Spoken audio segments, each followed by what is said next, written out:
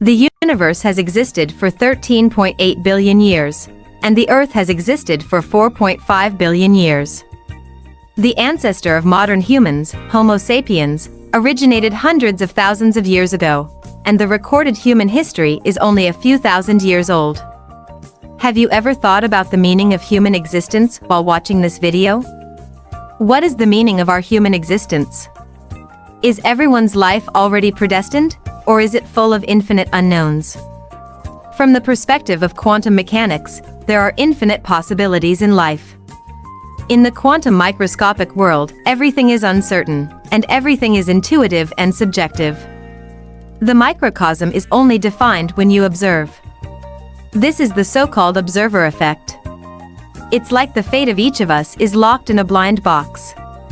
As long as we don't open it, our fate has infinite possibilities. Perhaps, your life will go to the peak, or you may achieve nothing. These are all possible possibilities. This is the so-called multiple parallel universes. If multiple parallel universes existed, there would be an infinite number of people like you. In this case, where is our self-worth in life? Because if that's the case, what's the point of our lives? In the world of quantum mechanics, the current position of microscopic particles and the state of motion of particles are all uncertain. The spatial properties of microscopic particles do not exist in the quantum world. So the position of the particle cannot be determined. The properties of all particles in the quantum world are random until they are measured. The properties of that particle can only be defined after a measurement has been made. Everything in the universe is composed of the most basic particles, including every cell of life and every element that makes up a cell. These elements correspond to electrons, protons, and neutrons in atoms, as well as smaller quarks, gluons, bosons, and so on. The operation of the neural network of the human brain relies on electrical signals.